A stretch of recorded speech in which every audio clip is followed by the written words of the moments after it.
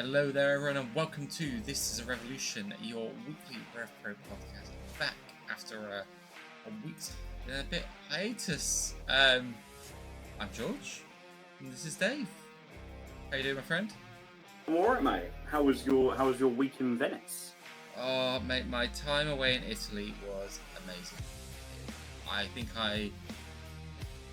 my food was basically carbs the entire time. And that's not even like the traditional thing people say when they get, oh, I live on carbs. Like, no, I legitimately, looking back on it, think it was carbs. I had pizza a couple of days. I had pasta another day. I was eating cakes for breakfast. Like, it was, I don't think any protein apart from the little sachets of protein powder that I took with me were taken at any other time. I would like to say it was it was chilled at times, but we did that much walking about and early You're starts. busy people, aren't you? You like to explore. Yeah, like I didn't do fewer than 20,000 steps any day that we were there. So for the gig, we had to walk to the stadium. So it's in a football stadium about an hour and a half away from the centre of town. And public transportation links to it don't exist. So unless you drive there, or you could try and get an Uber afterwards, but it'd been carnage, then basically the stadium just emptied out, and there was like groups, pockets of people walking back from the stadium into the centre of town, right up until the time we got back to our hotel. And we kind of put into perspective the busyness. So we left at noon. We went and got a KFC box meal. That was our sustenance to do us through till we got back. We were front row, in on the barrier. We got in the gig at 3, and the first band didn't come on till 7. Oh, so it was a ended slog. Up on Italian TV though, didn't you? Did, mate? Yeah, exactly. We had lots of people taking pictures of us with their big flashy cameras. So yeah, I want to see some of those end up somewhere. But it was a great night. But yeah, by the time we got back home, it was about just after 12:30. By the time I settled into my hotel bed, it's about 1:15, and alarm was off at 5:30 the next morning, so we could be on a train at 6:20 to go to Verona. So that was the one day. The one thing I always tell people is I never ever take naps. Right? I'm not a nap person. And when we got back from Verona that afternoon, I napped for 2 hours. I needed it. It was just needed the sleep. So the next day was our day that we flew home, and we didn't do much. We went and got our steps. We made sure we got our 10,000 steps before we left. And then I went and tried some Parmesan and olive oil ice cream. Oh, you sent me a photo of that. That looks absolutely lush. Like, no, you know what? So weird, but so nice. I'm going to peel back the curtain here slightly for the people. When you say I sent you a photograph, what happens whenever I go away is I basically imagine the thirstiest wrestling fan you've ever known sliding into his favorite female wrestler's DMs about pictures. Now change female wrestling fan to me, where I go to eat on food, and that is Dave. There's a you must restaurant. Have eaten by now today, George. Yeah. Send me the photo. I must see it. And I would like to say that is not a message that I've almost had verbatim from you. But I think I have almost had that same message from you verbatim. But I love it because I just love the fact that like any time you and Nick went to actually like sit down and eat, she'd like have to be like, hold on, gotta get the photos for Dave. Yeah. Mate, I just live vicariously through you when you go on holiday. Oh mate, I just love food so much. I'm such a foodie, and to know someone, like have a friend who is as much of a foodie as I am, it's like I love that. That's what it says. Like genuinely, I make sure I take the picture before I start the food. I'm like, right, I'll send those to Dave shortly. And then, yeah, I just love the food. But have you ever heard there's a restaurant in London? Well, it's a worldwide restaurant, but there's one in London, and I think it probably sums you up. It's called Egg Slut. Yeah, that would be your based on your love of food. It's I forget what his name is. I think it's a Hawaiian American chef, and he started this restaurant in LA, and he's now expanded worldwide. And like just does these like really good egg baps, bacon, and then truffled hash browns. Just delightful, mate. Delightful. But I'm not eating like that this week now, Dave. I'm back home, so it's whatever HelloFresh has got on the menu tonight. But until then, should we chat some RevPro? Yes, mate. Yeah. Yeah. So, Dave, you know what? I'm going to need you to do, my friend, right? I didn't watch much RevPro while I was away, shockingly, right? I just, all wrestling was out of my brain. The only match that I actually did manage to catch was the Last Man Standing. So, can you give me a whistle-stop tour of, from your perspective, being there live, what the Coventry show was like? Yeah. Do you know, it was one of my favourite live-in shows of the year, which is quite interesting because one match didn't happen, so it was only a 6-match card. And I don't remember the last time RevPro did a 6-match card, and yet this 6-match card I think was better than some of the 7-8-match cards that we've had. I still personally think 7 is the perfect amount. But what I really liked was it started with intrigue and then it maintained it all the way through. And every single match added something more to the point where you got to your main event and everyone's just been escalating and escalating and escalating. And then you get the banger main event. So, Coventry's notoriously quite quiet because it's quite a new crowd and it's just that dynamic of people. Mm-hmm. But they started off really sensibly with the Bryants because the Bryants are really over in Coventry, having had the really good Trios Grand Prix last year. They started really interestingly because Robbie X and Will Caven are the first 2 out. Robbie just pies Caven off and goes and puts himself on commentary and was like, I'm not doing this. I'll commentate. That's how I'll earn my money this week. And then when Archie Cole came out, Robbie just blindsided him on the stage and just took him out. Completely cleaned him out of the match. He wasn't cleared, so Xander Bryant stepped up to partner Nino. Mm-hmm. So immediately the crowd are like, ooh, we weren't expecting that. And it immediately established the heel kind of face dynamic for anyone that was there for the first time. And it just got a really good energy straight away. I'd love to know from anyone who watched it on demand how well it came across on demand. Because I remember the Coventry setup.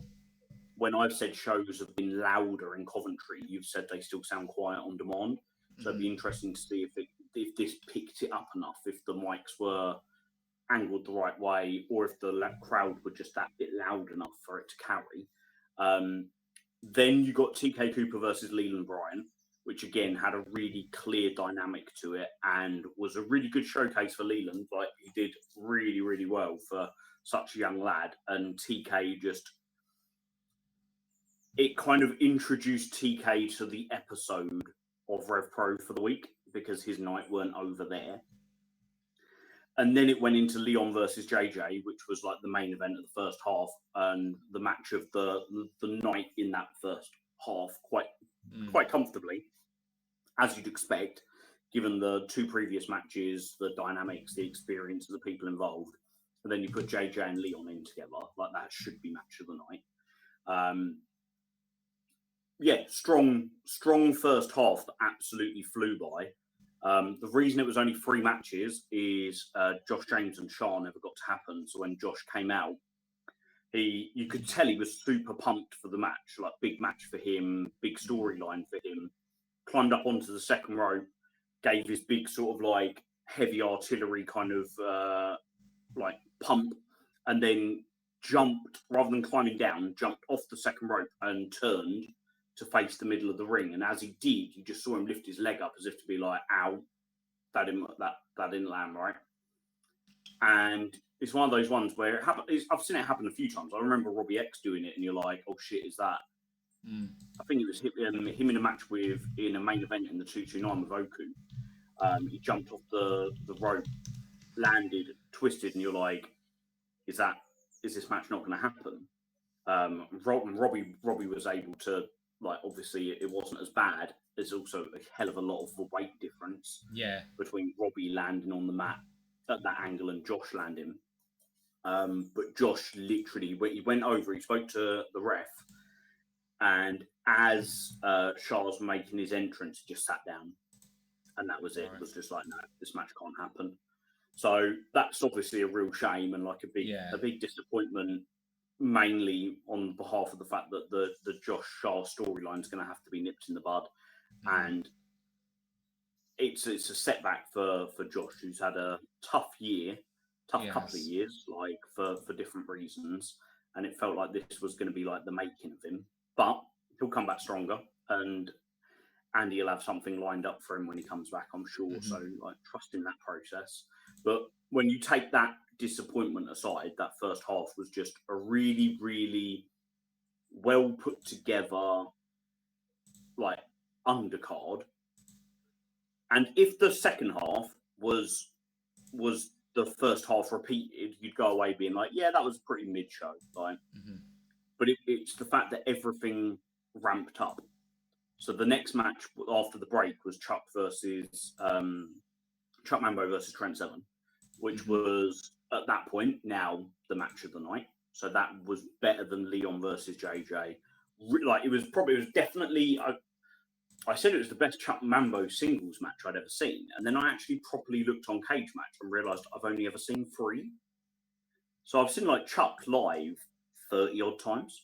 Wow, yeah. But only ever in singles matches 3 times. So was this three including this one? Yeah. So once with one of the Lycos lads in St. Neots. The other one was Southampton, once in Southampton Golden Boy? I can't remember whether he wrestled Francisco or Santos. Yeah, it was one of them, wasn't it? One of the two. And he's wrestled a couple more singles matches for Rev Pro because he's wrestled both of the lads in the Velocities. But Southampton shows before I started going all the way down to Southampton. But yeah, like it's really, really rare to get Chuck singles match, and I was so impressed with it. Like him and Trent just had such good chemistry together and told a really good story. Took the action around the like inside the ring, outside the ring, on the mat. Just a classic like Trent 7 match where it's just like a professional pro wrestler, but with someone who could match him. Really enjoyed it. And then the intrigue escalated because TK came out and attacked Trent after the match when Chuck and Trent had shaken hands. So it then led to Chuck confronting TK. You know, if you've seen the promo that Chuck did after the show.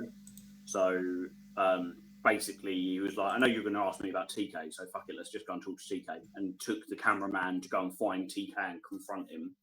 And it kind of left as many questions as it did answers, but it definitely added a little bit more.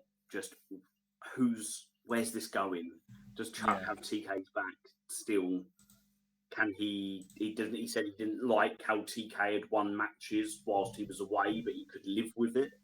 So could this lead to TK kind of poisoning Chuck a little bit into the dirty side of wrestling?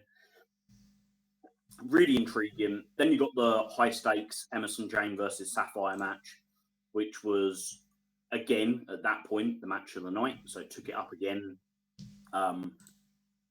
Really unpredictable. I thought Emerson Jane was going to win it, but I wanted Safire to win it. The crowd were really behind Safire, which was really nice to see because, you know, she is a member of the Cutthroat Collective and has been positioned as a heel like the last year or so. But just looking exclusively at what Coventry have seen, they've seen the softer side of Safire. And the last time they saw Emerson Jane, she was cheating to beat Kanji. So that kind of worked out well for them. And when you've got two kind of heels in the ring, either of them can play situational babyface. So I'm curious 100%. To see what version of Safire turns up on Friday. But yeah, that was excellent. And then the main event was really, really good. It was, I wrote an article about it, and I said that it was more like the Danny Luna, Alex Windsor dog collar match than it was the CPF versus Young Guns no disqualification match. Okay, yeah, I'm with you. It was definitely like less is more.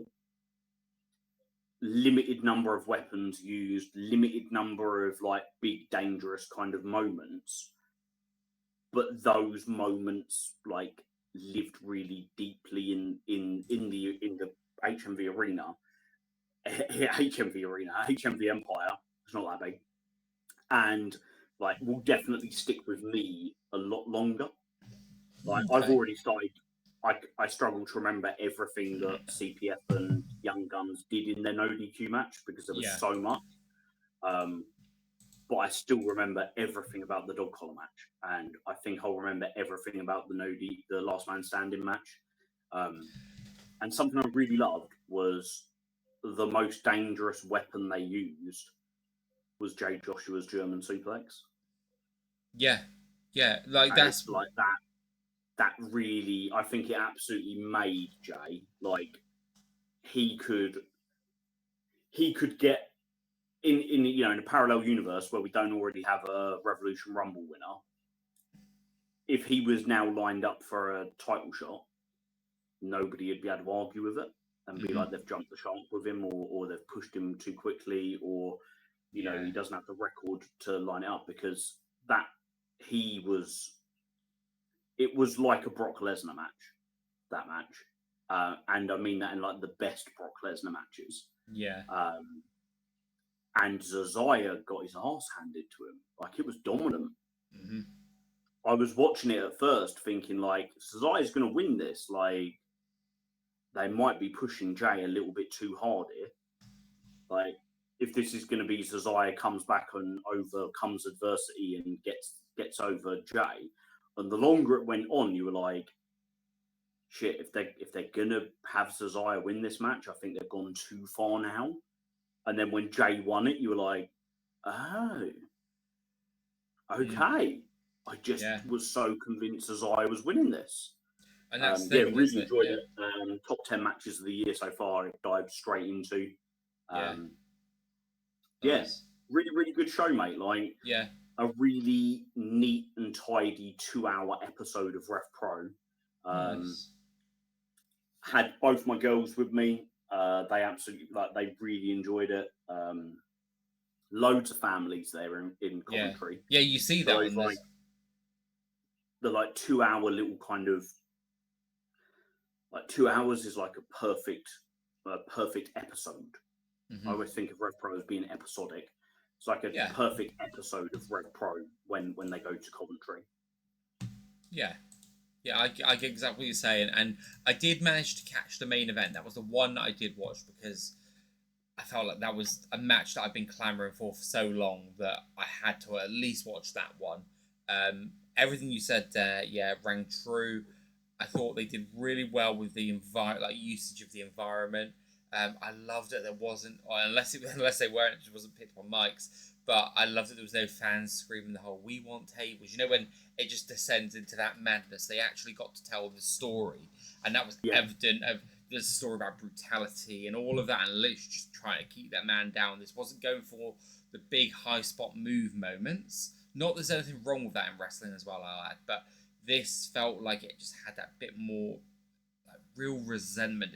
And I think one of the things that I really want to applaud Zazaya with is the post-show YouTube interview stuff. Yeah. So one of the things that Zazaya's probably felt, or you could see when he's been in the ring, that maybe he's not as comfortable with is speaking, right? And look, I know that I've spoken to him about coming on the podcast before, and that was a concern that he had with me. And I understand that the lad's coming over to the UK, and he's now got to perform in front of a completely different audience and be communicating in a way that is not what he's used to growing up. He's still a young lad. English is still his English is still really developing as well. He's not he's not like a kid in Spain who's grown up speaking English all his life as a bilingual kid. He's literally been learning English the last couple of years. And there's a very big difference between standing out at the 1865 with me talking about Manchester United goalkeepers that he grew up watching and being in a ring where there are cameras on you, that there are people around the world who subscribe to Rev Pro On Demand who are going to be watching. And the one thing that we know, even with free YouTube videos, when people are getting this content for free and paying nothing, fuck me, they like to be critics. And I know we're saying this here on a podcast, but someone comes by our podcast and goes, hey, your sound is shit, everything about you is shit, right? And we're feeling that in our little bubble that we do here. Imagine that as a wrestler who's developing, who is still so young. Like, I'm saying this is me being 41, you being 42. Like we are older men who are gonna, and you forget that sometimes that he is a young lad. So all of this in mind, where you could get to then see how he developed the intensity, how he was coming across, and how his cadence, all of that, getting across this anger and frustration. He could have been seen as a bit silly, right? Like that could have come across. It could have come across a bit pantomime, and it didn't. I thought he did really well there. Jay is Jay. Like Jay is just effortlessly cool no matter what he does. Like we obviously last year was a big coming out party for Safire throughout the year. While it's, I'd say if we're doing it mid-year to mid-year, Jay Joshua has had just as good a year as anyone in Rev Pro, and I think you might not talk about it as much because you might go, when we're talking about in calendar years. But when you talk that came in July last year, I think it was, to July this year, the guys had a phenomenal first year in Rev Pro as well. They deserved this main event spot. I thought it was great. The other things I really appreciated watching on demand as well. Well, the main thing, they finally fucking centered the text in the little name box that pops up. I noticed that watching something back recently, because that used to bother me immensely for a really long time. It's just one of those small details, but I'm a details guy. Yeah, and we've been saying that for so long, like little things like that where it's just off center really bugged me. And the other thing that I really liked, and again, so when I watch, I generally will watch live, and then I don't really go back and watch all that much until it's time to go and watch something that I really want to. So this was quite a novel experience watching that, but to get to the match, I skipped through everything, but I kept seeing little YouTube video bits, interviews in there. This was the stuff that we were sitting here saying, that when you look at a Progress and what they do with their HD recordings, and they put in the interviews, they put in the upcoming events that are coming up, and all of those sorts of stuff, and saying for a long, now I don't know how long Rev Pro have been doing it like this, but that was a really welcome change. Like one of those things I felt that they could do better on, and we both said this. And it seems that all of those things that people have had little gripes about production-wise, like be it the camera quality or stream quality, or the little things that we felt that they could do better within that, they've added to it and they've really upped their game on it. So I thought that was worth calling out as well, because it's easy for me to sit here and say, hey, I think they should change this and this would be a better product, but we have to acknowledge when they've done it as well. Yeah, and also like it's always natural to compare Progress and Rev Pro, because they're two of the most kind of recognisable British wrestling companies to international fans. Yeah, they're two predominantly London-based companies. Progress is almost entirely London-based, and Rev Pro, always their big events were London, weren't they? Up until really last year when they started to. I suppose they've always done shows here, there, and everywhere, but it was always your call. It was always your call for the big shows, and now it's starting to move a little bit more, as Andy said himself. London prices have got a bit silly for wrestling, so why not try elsewhere? But when Progress are running a show once a month, it must be so much easier to do the segments, the backstage segments, the interviews, and spread out the recordings and spread out the drops of them. And when you're running 4 shows a month, that must be so much harder. And I feel like when Rev Pro first started doing it, they obviously didn't have a model yet for when they'd drop the videos, how they'd drop the videos. It seemed to be like just them kind of getting like almost like a video dump onto YouTube. Mm-hmm. Now we get the Rev Pro Wrapped, the backstage reactions. I really like that video. I look forward to it every week.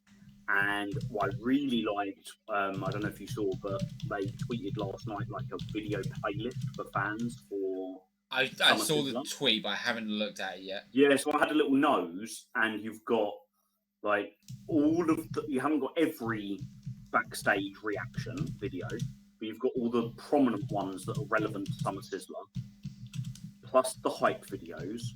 And it's just this really well. So basically, you could go into Summer Sizzler cold, as lots of people will do, right? Because we know there's going to be loads of people watching it on demand because it's a Mercedes show. Yeah.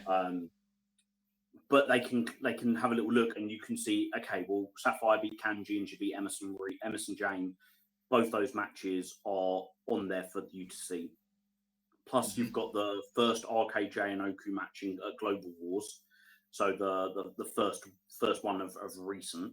Then you've got all the different like promos. You've got the Shah one where Jay Joshua jumps in to create the match for Friday. Like just really neatly put together, and one of those things that could so easily just be overlooked because it must be one of the busiest weeks of the year for him this week. Of course, yeah, exactly. And the thought and time to put that together, I think will go a long way for a certain group of fans.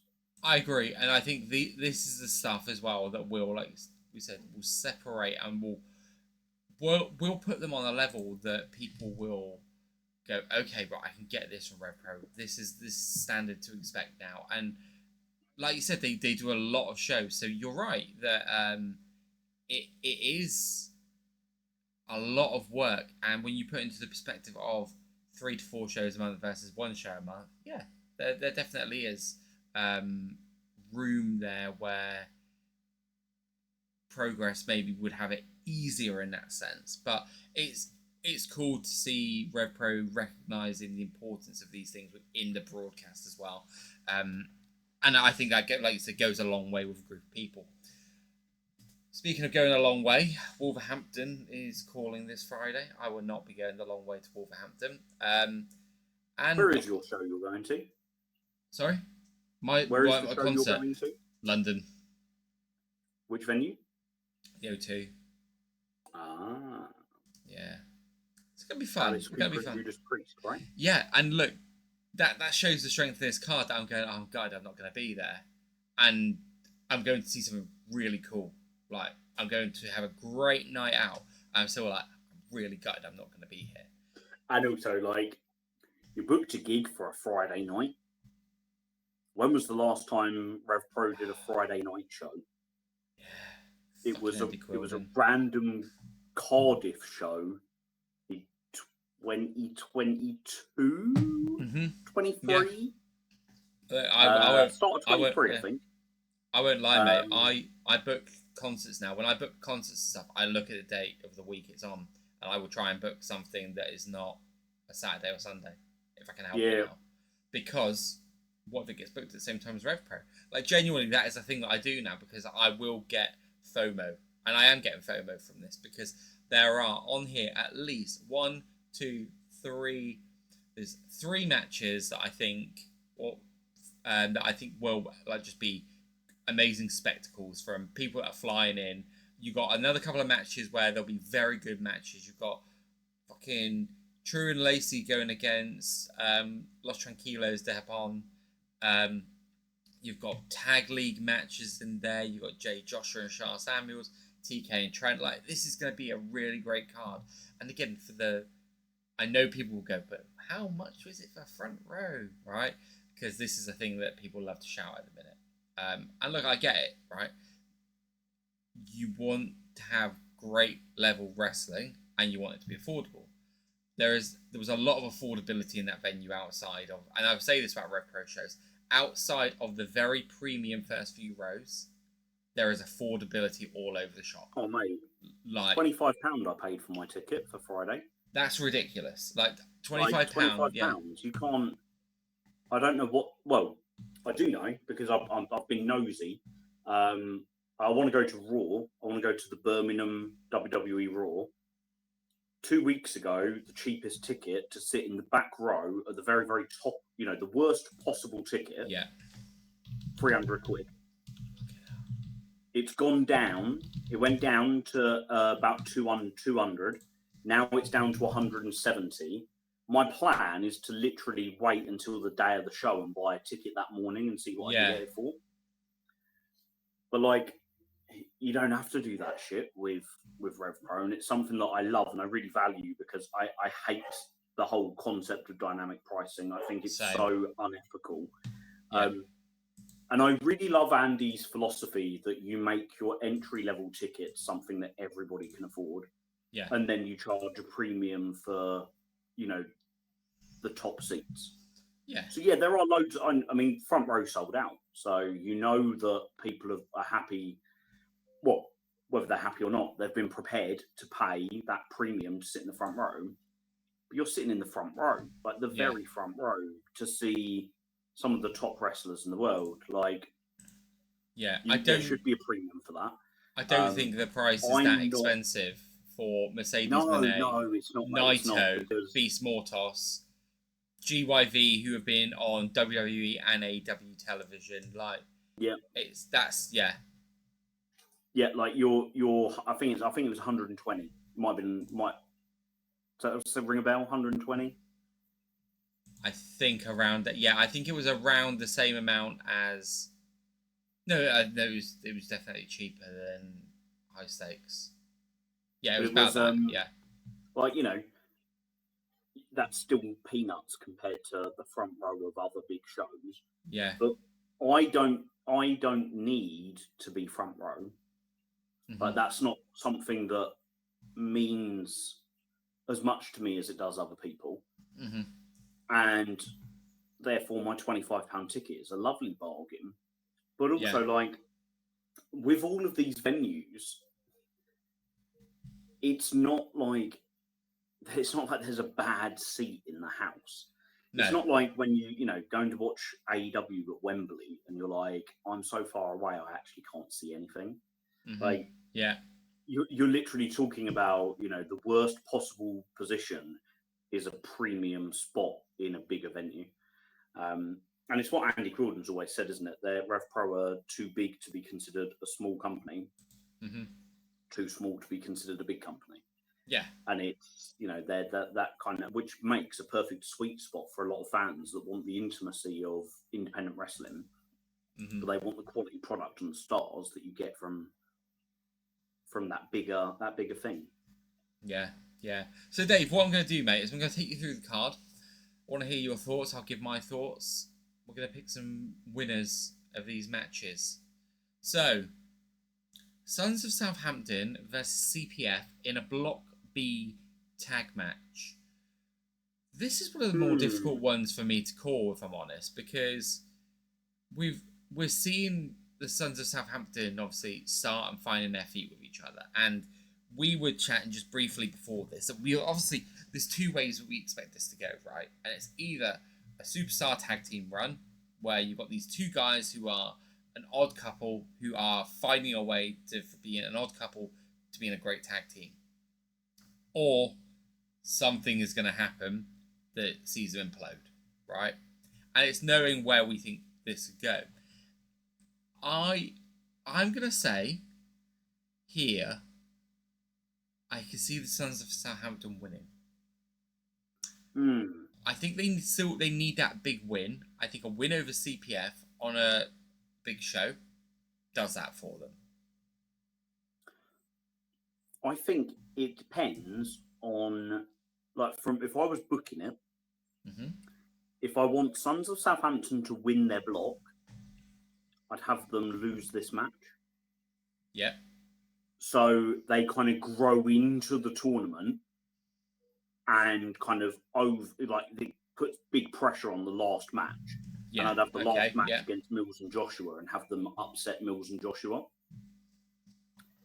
But if I'm not going to have Sons of Southampton win block, I'd have them win this match. Because CPF, I think, can afford to lose on the back of losing the undisputed British Tag Team Championship match. Quite often, when you lose a big match, you go on to lose the next one as well. and it gives Sons of Southampton that credibility straight away. I can't call. I mean, I can never call Rev Pro tournaments because they are beautifully unpredictable. But I also can't quite work out what I want in terms of how I want it to be played out. There's a lot of stories that I like. I like the idea of CPF coming good. I like the idea of Joshua and Mills returning to the top of the table. I like the Sons of Southampton, and I like the idea of them kind of going ahead with it. The only thing that I don't see happening is I don't see a True and Lacey win. But I think True and Lacey are perfect for that because they are the perfect fall guys because they're so entertaining when they lose. And they're so, you want them to lose until they turn babyface. They're brilliant losers. Yeah. And so, like, that's perfect. In the A block, I can't see the Bryants winning it. And again, they're perfect fall guys because they're win or learn, and they're doing a lot of learning. Mm-hmm. And then you've got, well, I'd love to see Cowboy Way at the anniversary show, getting a big title match. Like, that would be really cool. Yeah. Manders has got to be on the anniversary show regardless because he's not only has he earned it, but he's so bloody popular. You've got to give the people what they want. Yeah. GYV, obviously, like, who doesn't want to see, a big spectacle GYV versus Young Guns match? I know we're getting that Friday, but you're not telling me that nobody wants to see a part 2 before we've even seen a part 1 because the expectation for that match is so high. And then who's your third team in Block A? Who have I missed? GYV, Young Guns. There's another big team. Oh, I've done them all. Yeah. I haven't mentioned Young Guns. It's Cowboy Way. I don't see Young Guns winning the tag league because as champions, I don't think that's ever the best story to tell. But I could see them winning their block. I'm not sure they should. I'm going to go with what I said last time, which is GYV beating Young Guns on Friday. Mm-hmm. Cowboy Way beating GYV because Young Guns cost GYV. Cowboy Way beating Young Guns because GYV cost Young Guns. And everybody beating the Bryants. So then you've got Cowboy Way winning Block A. Whoever wins Block B, you've got Cowboy Way versus them on night 1 of the anniversary. And then you've got the winner versus Young Guns on night 2 of the anniversary. And you get to do GYV versus Young Guns because GYV beat them in the Block A again on the first night of the anniversary. Yeah. I'm just not sure who I think. I like Mills and Joshua. And I think I like Mills and Joshua too. That's the personal best story for my tastes. But in terms of the best story, it's probably Sons of Southampton. I feel like we can tell that story over a longer time period than just until August. Okay. So that's a really long way of me exploring the fact that I am going to go with, I'm going to hang my hat on my predictions, GYV to beat Young Guns on Friday. Yeah. And Sons of Southampton to beat CPF. Yeah, I agree with you on both of those. I think GYV... So I don't recall previously, I could be wrong, but I don't recall previously the tag champs being in... How am I wrong? Tag champs being in the tag league before? Am I just being really... That's a question. So I don't know if I... Third tag league. The second tag league was won by Greedy Souls. The Souls. Wilds. Who did they beat for the titles? So Greedy Souls won the tag league by beating the Anthony Ogogo RKJ team that started off as Zack Knight and RKJ at Uprising 2023. And at the time, I want to say the tag champions were Subculture. So do I. Which then... But Subculture were in the tag league. That's what I was thinking, yeah. But they were represented to start with by Mandrews and Flash, and then later by Flash and Danny. Yeah. Because Mandrews got hurt. I suppose my reason for asking the question and putting it out there was a case of if the champions have Rev Pro basically set precedent that if the champions get beaten in a tag league, that team who beat them as part of the tag league gets a title shot. That's why I'm not sure if that precedent has been set. So I can kind of answer both there. I also think that in the first tag league, the champions were in it. I think the tag champions were Aussie Open at the time. Okay. But there is canon for the champions being beaten, them having to defend because of it. Yeah, cool. Okay, makes sense. In one of the videos, the YouTube videos last week, I think it was the like the Coventry reactions video, which is so what have we got? We've got the Rev Pro recap, which Dave Bradshaw does. We've got Rev Pro Wrapped, which Dave Bradshaw and Andy Quilden do. And then there's the backstage reactions. I think I called the backstage reactions Wrapped earlier. But on Wrapped last week, Andy Quilden said, anytime Young Guns wrestle in the tag league, it's double jeopardy. Okay, there's 3 points on the line and a potential title defense down the line. Yeah, okay. Makes sense. Okay, so yeah, then definitely that swings it the way that I was thinking was that GYV beat Young Guns because, like you said, that feels like a match that you just want to circle back round to again before it's even happened. You have Young Guns come in and get rocked in the first match, right? And that would suit Young Guns down to the ground because in some ways you could argue that the style and kind of team that GYV are, they were Young Guns. That's kind of who they were. They're just the more experienced. And like Ethan Allen and Luke Jacobs were 14-year-olds. Yeah. Turning up at like the same training school as them. Yeah. Yeah. When they were Young Guns. Yeah. Yeah. And I remember like GYV at shows and stuff like that years ago, like old Progress shows and stuff like that. They've got the more experienced head on them. Like you can have this done in a way that shows that veteran experience, picks a win up over Young Guns, but what that does, especially to Ethan Allen, going through the rest of that block, is it just makes them even more nasty bastards. So they've had their first block match already, haven't they? Young Guns. They beat Brian. Oh, of course, of course they did. So they've only got, after the vets, they've got the Cowboy Way. Yeah, of course, yeah. Now, we know that there's going to be tag league matches in Berlin. So that feels like a great time to do Young Guns versus Cowboy Way. Yeah. Because of the fact that Manders is so popular in Germany. Yeah.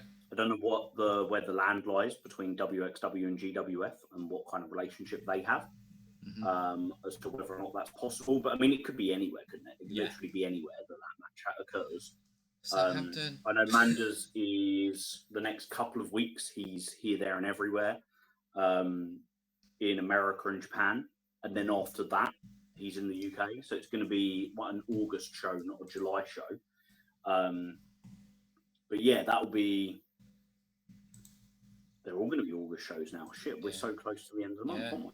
Andy Quilden, if you book Young Guns versus Cowboy Way in Southampton, I'll be your friend forever.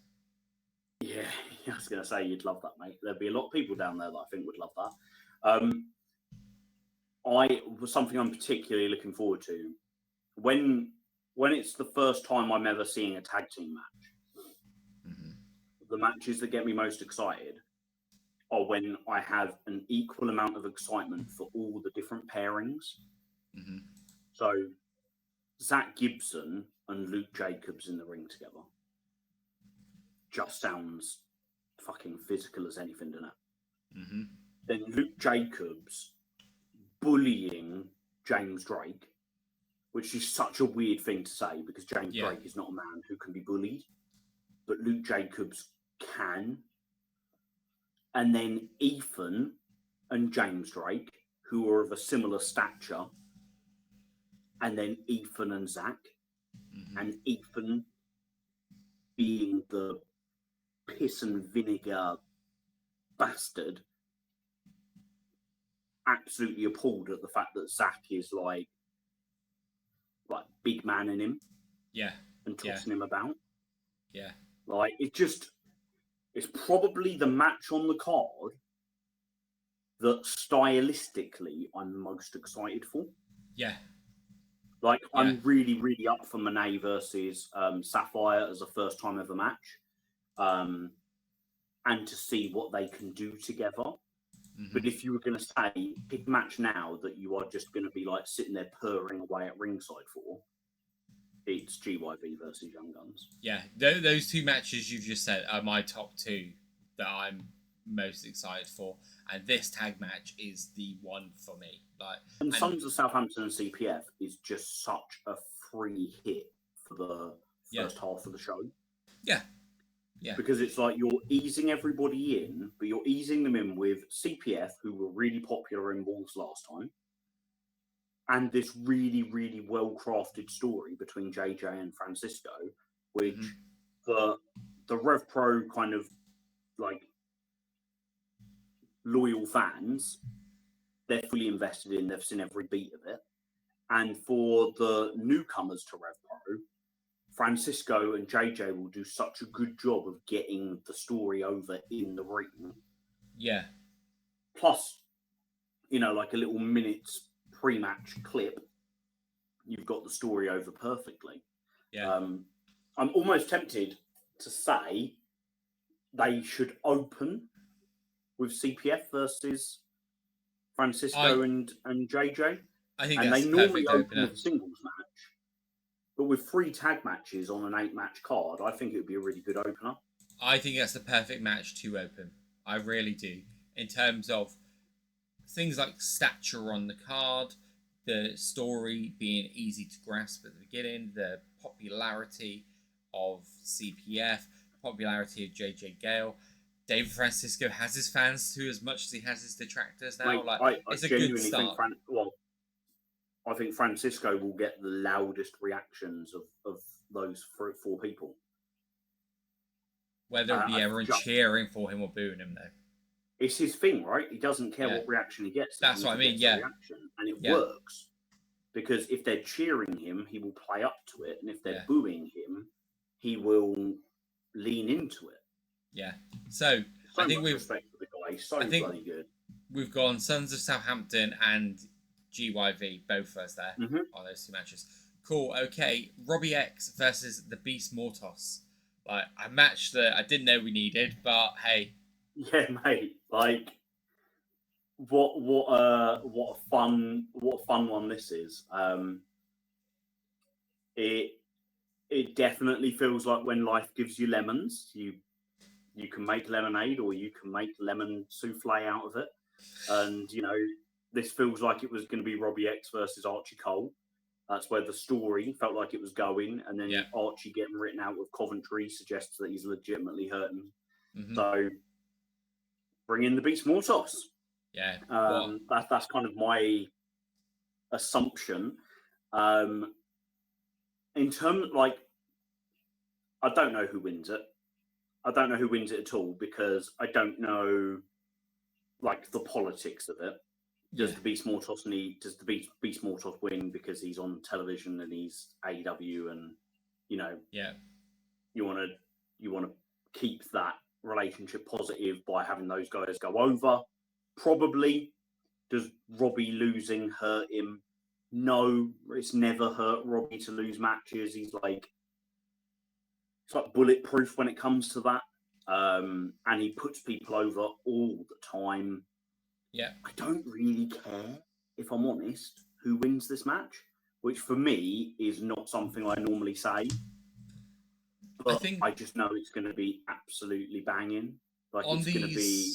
And I know that I'm not even the person that this match is designed for. Yeah. Like, this is for the fans of Lucha and the fans of the high-flying, fast-paced cruiserweight, which is not me.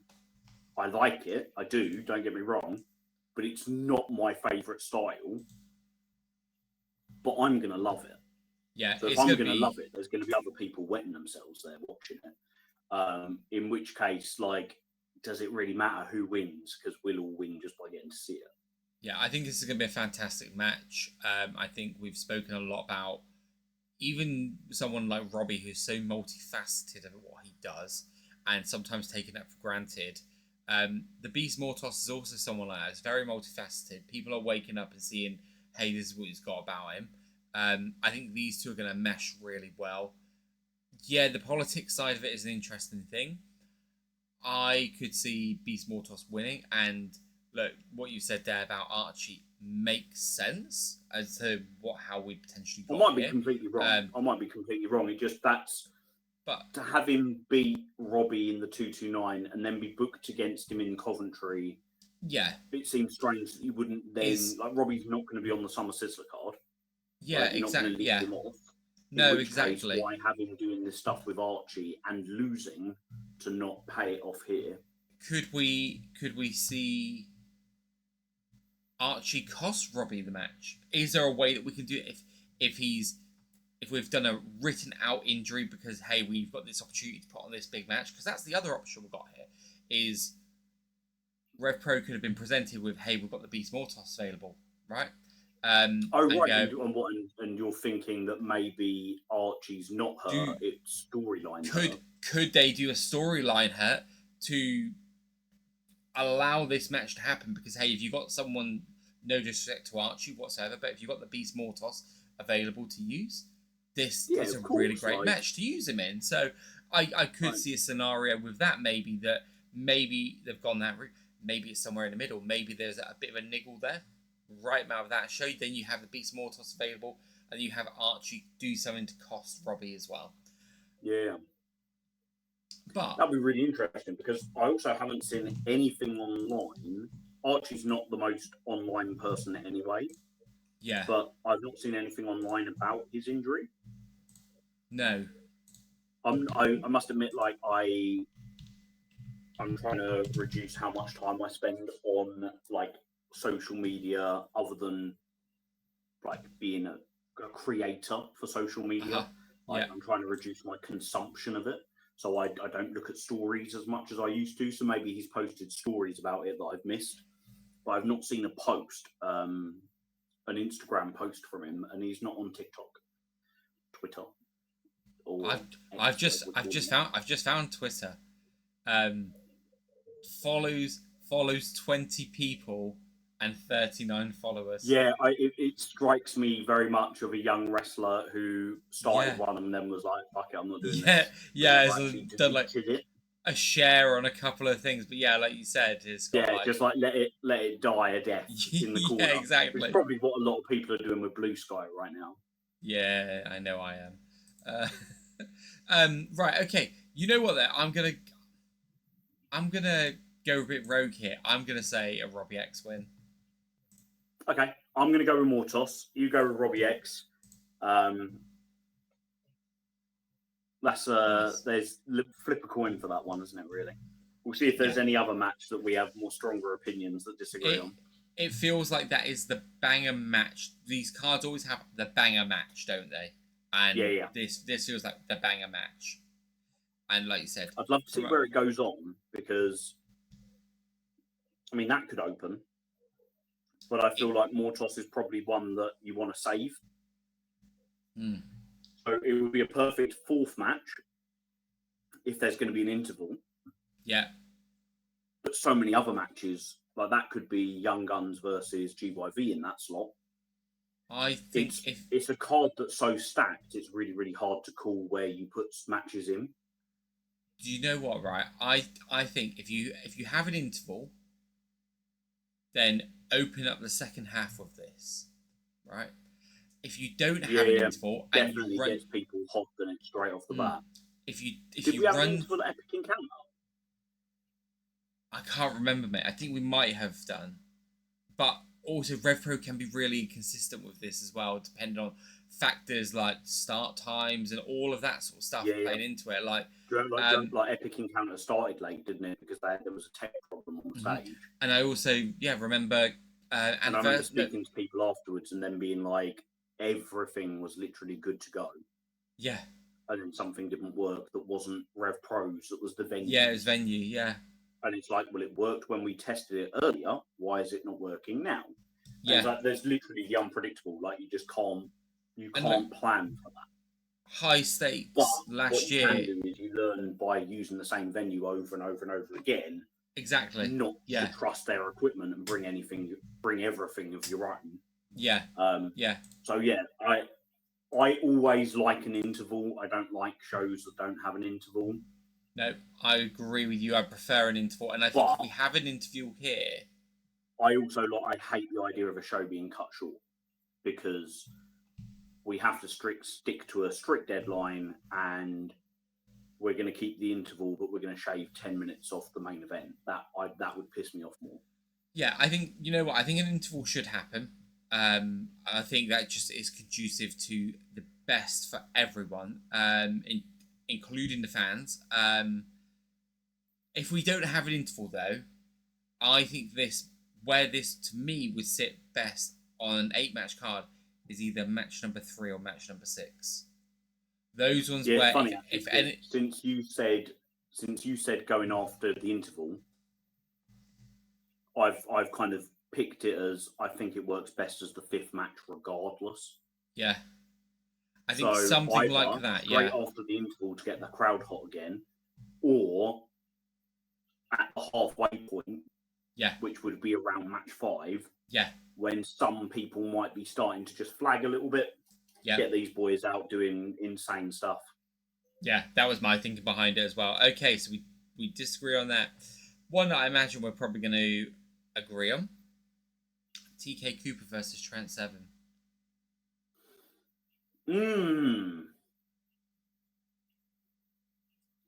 Yes. I can't call that. This is one of a couple of matches I can't call, but one has much higher stakes than this one. Like the classic pro wrestling story, Trent Seven wins, right? Because in this story, TK is the aggressor, and he's the baddie, he's the villain, and Trent is the disrespected veteran babyface. So Trent should overcome TK for the happy ending. But TK's story, I don't think, is over with him not winning the Undisputed British Heavyweight Championship. No, I agree. So I don't think you want to turn the heat down on him too much by having him lose here. Trent doesn't need to win. Trent doesn't need to win another match in Rev Pro ever again, really, because he's got so much history that you can tell your stories around. Unless he's going to be here every week and be like an integral part of the storyline, like he was for the 11th anniversary show. 11th, yeah. And yes, he's here. He was in Coventry. He's here this week. He's here again on Sunday. Trent Seven versus Jay Joshua. Like, what a beautiful match that is, by the way. I think TK wins, even though my gut instinct, first of all, was Trent winning. Yeah. But actually kind of talking it aloud and thinking about it, I think TK wins. I think this is going to be one of my matches of the night. I think both of them are incredibly underrated. And I think it's nuts to say Trent Seven's underrated because of the career he's had. But I still think he's massively underrated. And it's just, it's a bit of me, this. Yeah, interesting that you said that you were going back and forth because I thought this was a nailed. Like you picked who I thought you would pick and who I'd be picking, which is TK. But I thought you'd have this one as a nailed on TK win. You didn't have that But jeopardy. but as I said that first, before you even started talking, I was like, well, hang on a minute. We could tell the story that I think we're getting to a different way. So actually, I looked down and he's winning. This is an obvious one. He's winning. And before you even started speaking, I was like, but is it obvious? So There's loads of ways they could go, right? Yeah, I wouldn't be surprised to see this one end a different way. Like we've now started. I mean, we obviously introduced the Chuck side of things to TK, but does Chuck inadvertently cost TK the win? Does Chuck inadvertently give TK the win? Does Chuck witness TK cheating to win? Mm-hmm. Does Chuck help TK cheat? I mean, I love this visual of TK with the tights making eye contact with Chuck at ringside and just not breaking the stare, as if to be like, "This is what I'm doing. What are you gonna do about it?" Like, and Chuck being the only person that's Chuck is there, the avatar for the crowd, right? Like everyone is seeing it, but the referee's not seeing it. Yeah, I love that. I also love the. I'm also fully in with you, by the way. Chuck versus TK for the anniversary show. Yeah, I think that is going to be and has to be the match.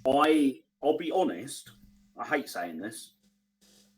I wasn't sure if it was an anniversary show match because it means a hell of a lot to me, and it means a hell of a lot to a lot of big Sunshine Machine fans. I wasn't sure if it would mean as much to other Rev Pro fans or just other attendees to a marquee Rev Pro event. And now I'm just completely sold on it that if you weren't fully invested in it before now, at this point you either will be or you will be by August. Yeah. Like, I think I just, for a moment, forgot how good these guys are at getting me to invest in them. Because it's not like I hung my hat on a couple of the first two wrestlers I saw in Rev Pro. I hung my hat on people that made me love them. Yeah. Because they're very, very good at their jobs. And they know how to make fans feel what they want them to feel. Yeah, and that's it. When you come into a show for the first time and you don't know who, at least this was me with AEW, right? I knew some people in AEW, but a lot of people I didn't know. So you're coming in and going, who am I connecting with? And I've always said this about TK especially. Nothing he does is by accident. It's all, you can just sense from the guy, everything about him is meticulous.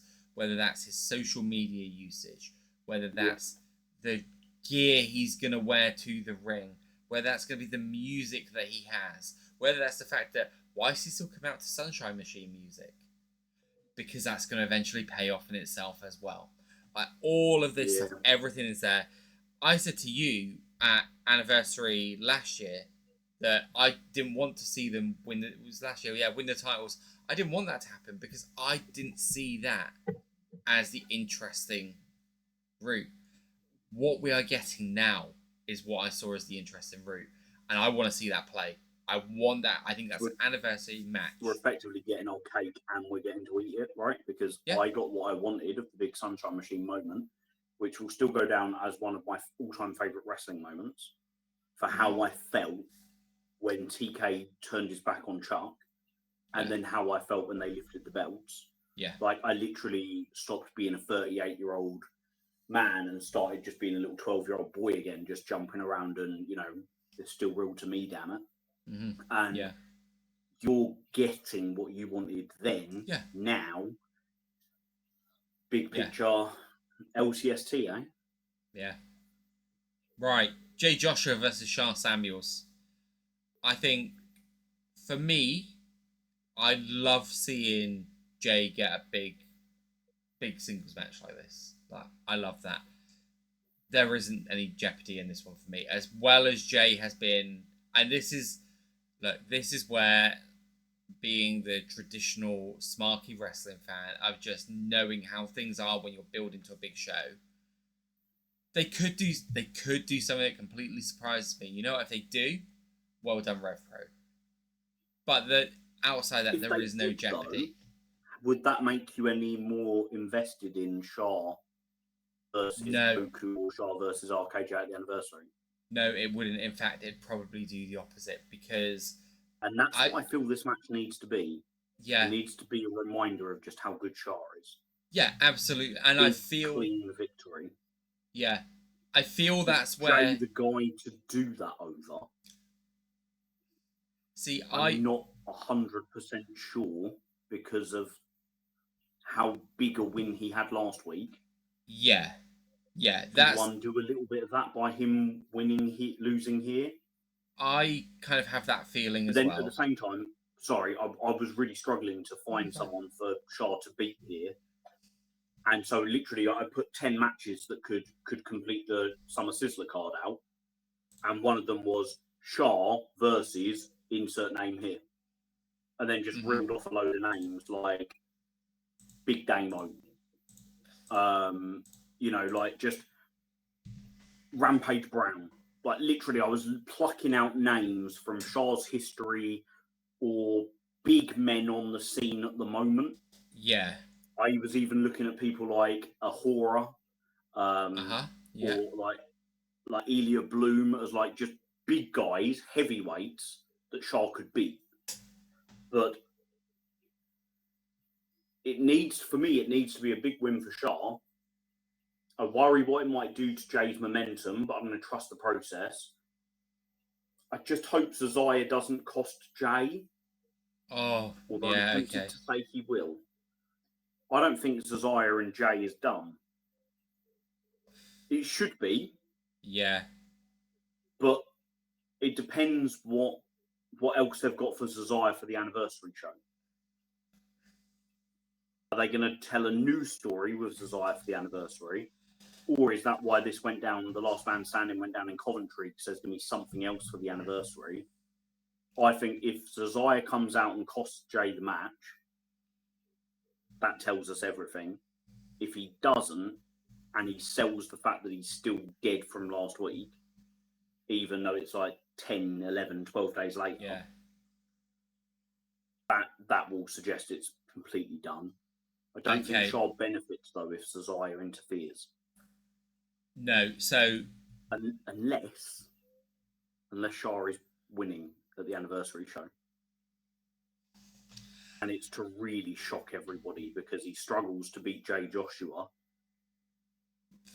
But he goes on to beat Oku or RKJ. I'm really... Okay, so I'm going to... I'm going to go through a few of those points there, right? So, does it take away some of Jay's momentum? I think it does, right? And that's just because the guy's just got a massive win over Cesaro. It takes him off. Now, I said on the last pod, and I'm trying to be as respectful, because I think Shah is great at what he does. Right? I absolutely do. I think he's great at what he does. I think we spoke about it where we said that he came in and he did a perfectly great job at what he was given, but it felt like he could do more and do well with more. And the Francisco stuff showed that, right? And then what it looked like was coming out with the him and Josh James stuff and Harry and the subtle undertones we were getting of the heel turn and all of that. And that was stuff that we're going, this is what Shah can do. And look, I'll be up front. I said this last time. Do I feel that maybe we've got an abundance of people that could sit at the top of that card in 2025 that for a lot of people would probably be more of a preferential going into this show? Okay, your Leon Slaters, Connor Mills, Jay Joshua and Cesaro, right? Now, there's obviously reasons they've gone with Sharp because his history with the company, his history in the scene, his history with the title, but there could be reasons why they've not gone with the other guys as well that we as fans just don't know.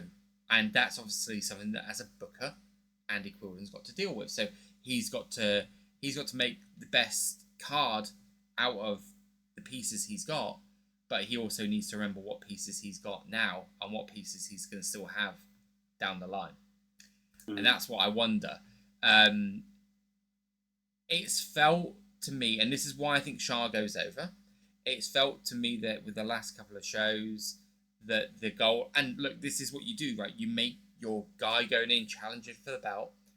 That's not the time to give them the adversity, right? It's unless you're doing some story where they are rise up against everything and just numbers, like Cody going into WrestleMania 40, right? Like everyone could see that he could win. It was just a numbers game he had to battle.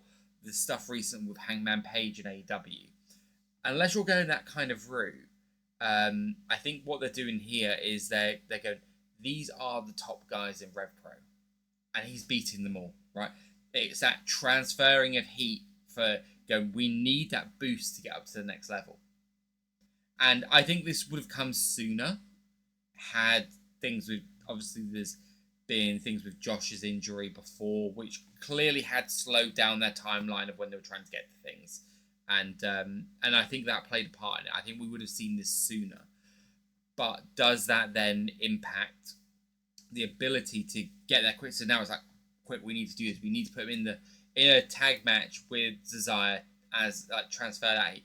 Going against Mills and Joshua, beating them, then beating Jay Joshua as well. Like all of those sorts of things feels like it's then there to build him up. I don't think you can do that, and I understand the premise behind it, but I don't think you can get that same outcome by having a big Damo, a Rampage Brown, because they are outside names who are not established hierarchy in Rev Pro. So unless you're bringing in just someone massive who transcends Rev Pro and have Shah beat them, I don't think you get quite the same effect. And then you've just got me thinking there about Zazaya and Jay, because I love these lads. I think they're great, but through circumstances conspiring against them, and obviously we get the feeling that this match was supposed to happen much sooner than it did, right? And things like schedules, injuries, all that sort of stuff happens. So I kind of feel like the amount of time that's gone through on this story, that we should be at the end point now. But if we're not, that leads me to one possible conclusion. And that's at the anniversary show, Jay Joshua versus Zazaya, loser leaves Rev Pro. That to me is the only place this can go. Unless Andy Quildan has paid for a Hell in a Cell, that is the only route this can go. Yeah, that is the only. There's a cage in the Portsmouth School of Wrestling, I've been told. Yeah, that's a really interesting one. I'd never even contemplated that. A loser leaves Rev Pro. I hadn't until you said about them continuing, and my thought process was, what can they do after a last man standing? Like, what is the only other option? It has to escalate, and there is very few things you can escalate from a last man standing. Yeah. And all of this might be completely moot, because if Mills and Joshua are going to win their tag league block, then Joshua's going to be pretty busy at the anniversary. Yeah. So, and I don't know. I'm certainly intrigued for more by it. The quality will be excellent. They're both fantastic wrestlers, so it's going to be a really, really I think it will be entertaining match. The wider thinking of where it's going has me intrigued. The reason I was going to kind of random names outside was because I wanted Shah to have to overcome a big man. Yeah, and I get that completely. That's what we're getting with Jay. But I was literally just looking through the Rev Pro kind of like all the names, and I'm like, there's no one that isn't already tied up with something that's physically bigger than Shah. Yeah. So then you're like, you've got Mercedes coming in. You don't need to, at the 11th hour, go and import another big foreign name. Yeah. So it was, okay, who's a big wrestler who might be available within the UK? Certainly an interesting one, mate. Certainly an interesting one. Yeah. Los Tranquilos de Japón versus True and Lacey. I mean, we spoke about it earlier. I think both of us are going to be aligned on this one. Don't see True and Lacey winning, but you know what? Not for Toffee. True and Lacey win by getting this match. They again, these lads have earned it. Like, they are so good at what they do. They are perfect foils. I remember on Twitter, there was some discussion about who gets the match, and I replied saying I can see it being True and Lacey, and then 5 minutes later the graphic dropped, and I was like, that makes complete sense to me. Bushi and Naito you're talking about like pro wrestling royalty. Like, you can't. Naito and Tanahashi for me are like kind of pillars of modern day New Japan, and like modern day New Japan can basically be like the last 15 years of New Japan. Yeah. So any opportunity for anybody to get to wrestle Naito, like, is nuts. I've seen him wrestle a couple of times through the Royal Quest shows and things like that. And you think about who's got to wrestle him, it's been other New Japan guys, like Zack Sabre Jr. So for True and Lacey to get that opportunity is pretty awesome. And then for CPF to get it on Sunday, Tetsuya Naito in the Sheffield network that has about 150 people in it. It's the smallest venue on the Rev Pro circuit. Like, not just the smallest crowd, like, it's the smallest capacity. Even if it was absolutely full, you still couldn't get that many people in there. Absolutely love that. But yes, it's got to be an LTJ win. This feels like one of those matches which it'll probably be 10 minutes long. Mm-hmm. And 5 minutes of that will be Naito posturing and making people laugh. And I can't wait for it. Because I adore the man. Yeah. And how many more times am I going to get to see him live? This genuinely, these could be the last 2 times. Mm-hmm. So yeah. A real treat for the card. The one that I'm going to see. I know I heard rumblings that there was going to be another Naito match before he goes back, and I was like, is it going to be London? And I was all ready to get a ticket book, because I'm not planning on being back at, well, not the 229 anymore, but I wasn't planning back in London. Are you not going to be at the 229 for the last ever 229? I've not planned to be, but again, I might. Are you going to come down for the debut of the Porchester Hall? Well, this was the thing. My next show that I had booked is October for number 100. Is that the 100 show? Yeah, but I might come to both shows now, because last ever 229, first ever, and it's also a Saturday night, which means I can try my transport. Oh, yeah, it is, I can try my transport. Well, Saturday.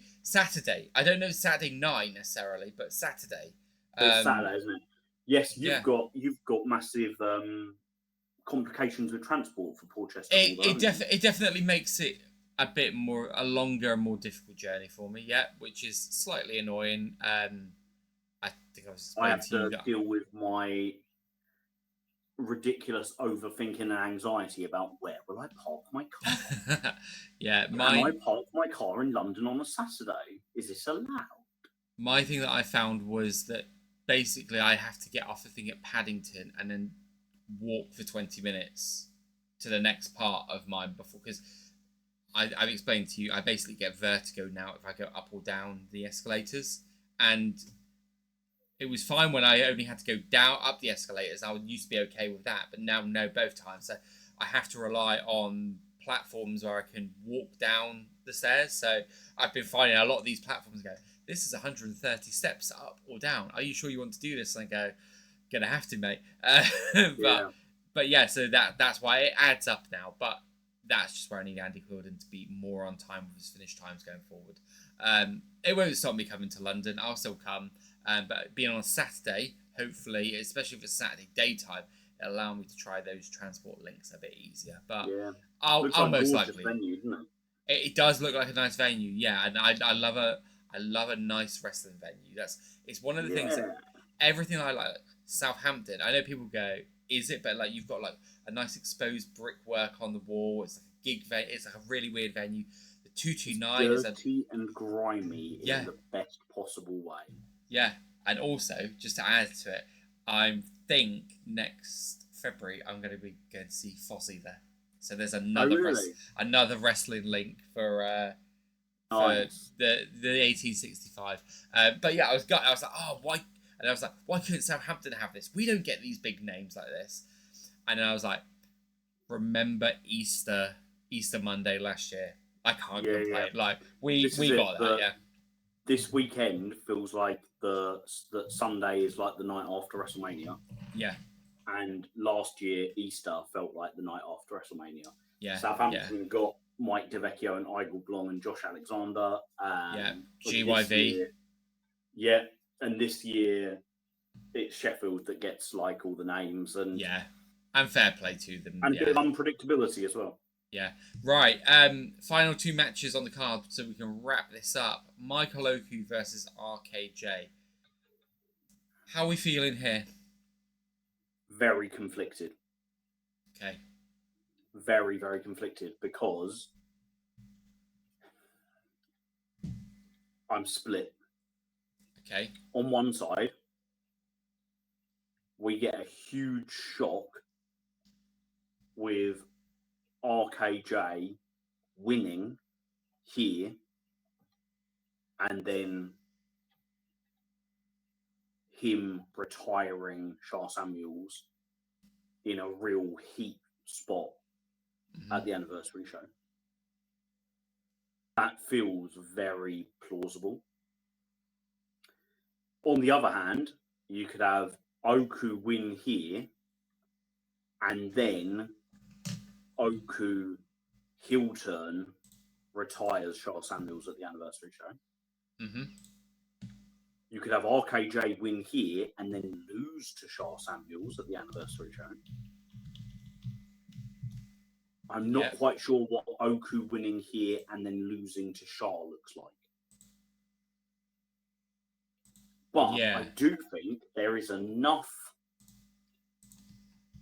audible and public frustration with the Michael Oku title run now that Shah would get massively cheered if he won in York Hall over... if he won in Crystal Palace over Oku. At York Hall, there was definitely boos for Oku. And there were cheers for TK Cooper. And it's brilliant because this isn't like, the fans are bored of it now, so they're booing. Fucking Oku has been heelish in plain sight for on and off, being the puppet master. Yeah. You know, there are so many times when he does things and you can see it and you're like, you are being a heel right now. You're just being one with plausible deniability. Yeah. The way that he's treated Nino Bryan at times. Like, very condescending. Yeah. Absolutely. Like, there was stuff with Luke Jacobs. There's been stuff with RKJ. There's always been stuff where he's playing the Shades of Grey game really well. Still feel like an Oku heel turn will come. It just feels like the natural progression. So I'm really, really curious. I'm going to be biting on every near fall because I don't know who's winning it. I also don't know who I want to win it. I know who I want to win it from a fan perspective. I want Michael Oku to win. Yeah. I'm still a Michael Oku fan. And the RKJ has done too many villainous things for me to still root for him as much as I did when he was like the hero. Yeah. But from a smart fan point of view, a smart view, whatever we can say, I'm quite curious to see what RKJ Championship run in 2025 looks like, because I feel like I never really got it in 2022. I'm just really fascinated, and I know the match is going to deliver, and I know that I'm going to be biting on it, more so than I did for Oku versus Leon. And Oku versus Leon was one of my matches of the year. I think it's third in my top 10. last time Oku and RKJ wrestled, it was top 5 match of the year for me. This is going to be good. Okay, so I've had some thoughts on this because Ricky has always been one of my favourite guys in RevPro, right? And going into high stakes last year, like his match with Anthony Go-Go, like he's been one of those guys for me that I've always connected with. And for an extended period of time now, it feels to me that Ricky in RevPro just doesn't. It feels really directionless. There doesn't feel, and we said this last year going into the anniversary show, it doesn't feel a direction, and then there's a lot of things that feel like they get muddled with Ricky in the sense of, well, he's the killer. He comes out with saying killer, kills Isaiah, and he shakes his hand after the match, right? So, and I know that I've harbored on about that a lot, but what I'm saying is that there doesn't feel I to be didn't consistent. like anything about the RKJ's Isaiah match at the anniversary show last year. No, but what I at least want is, if we're coming out of it, I want consistency with actions, right? And consistency with character. Yeah. And straight away, you're betraying that by having this and then that. And I feel that that's what we've had this year. I think that when you've had some big matches for Ricky, and he's delivered as part of that. So I'm absolutely not saying anything about Ricky the Performer.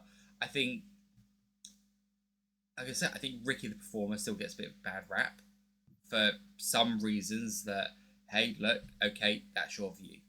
And I'm not bringing any of that into it. But what I do see is, again, there's a bit where to me it feels a little bit lost. And I feel that the crowd are a little bit apathetic in some pockets. Some pockets not.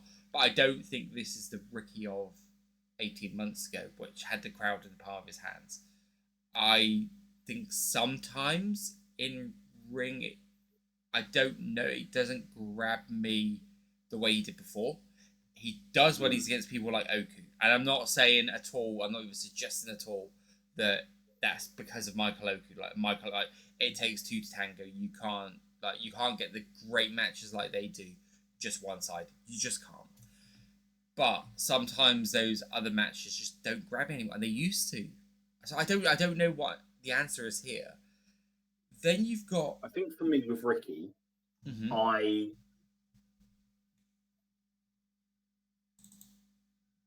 When he was at his best, which was for me everything around the Ospreay match, building up to it, that match, him and Gabe Kidd around that time as well, where they were absolutely competing to be top dog, and they had some moments together. They wrestled back-to-back matches on a show, and it was like who could outdo the other. Then they wrestled each other for the title. Mm-hmm. He just felt like an absolutely legitimate badass. Yeah. Like the coolest kid, the toughest kid. Mm-hmm.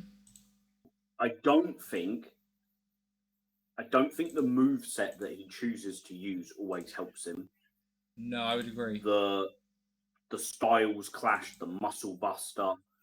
He was doing a one-winged angel for a little bit when he was competing with Ospreay, and that kind of, it felt a little bit like he was using Kenny Omega's move to get to Ospreay, and it was like, cool, that's part of the story.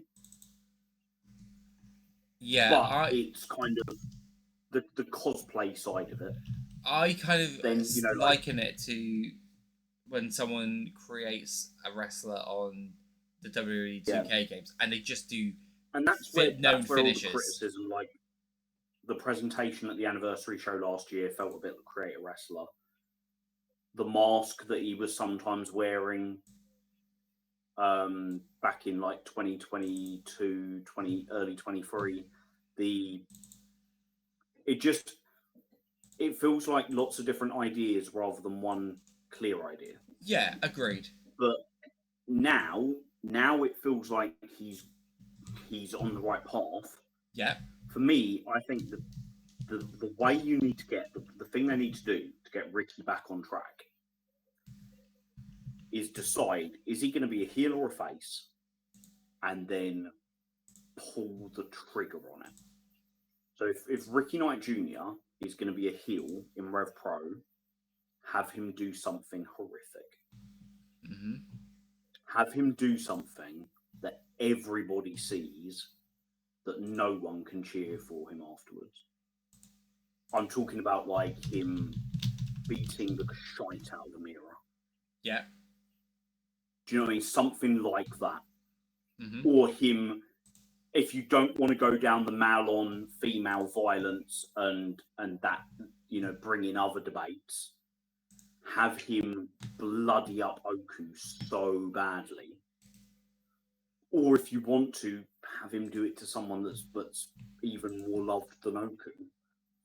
If RKJ wins on Friday and you want him to leave Summer Sizzler as a heel, as the heel champion, have him destroy Michael Oku quickly and violently and have everybody talking about it. Make sure that clip goes around social media and is everywhere. Have it played at every single Rev Pro show for the next however many shows of him mercilessly beating Michael Oku. Yeah, okay. So that he is now the most hated man in Britain. You almost, it reminds me of or when... you've got to babyface him and actually get him popular with the fans again. Yeah. But for me, I still want something really like interesting for RKJ. I don't think that he's been able to do anything really interesting for a long time. Yeah, I would definitely agree on that, mate. And that's a lot of it for me, is where I feel with everything coming out of this match as well. Because I like all of the guys who are going into this match, who will come out of this match, the matches will go into. I don't know if I like, or I'm grabbed by I want to see this. You mentioned about Michael Oku and the boos, and how, like, again, people were ready for a change. I don't know if I agree with you on that. There will be a big section that would be cheering for him dropping the title to Shah necessarily.